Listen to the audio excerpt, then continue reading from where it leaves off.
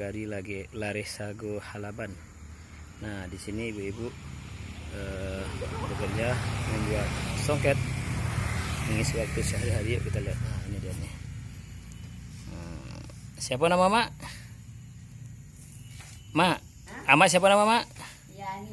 Oh, Mak Yani. Ya, ini lagi membuat songket. Ini buat songket apa nih Mak? Kain, baju, apa ini Mak? Selendang.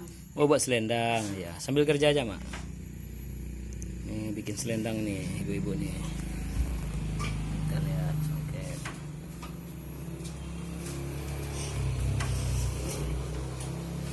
Ini bahannya nih benang. Benang apa namanya Mak? Ini benang apa namanya Mak? Benang apa mas eh? Benang Namanya? Benang apa namanya? ini benang sutra. Oh, benang sutra.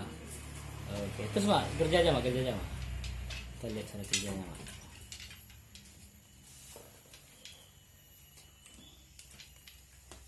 Nah, dimasukin.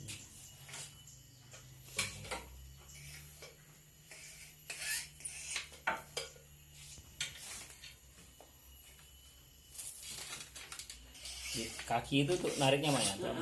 Biar kuat. Ya. Oke. Jadi kaki dan tangan harus bekerja sama ya.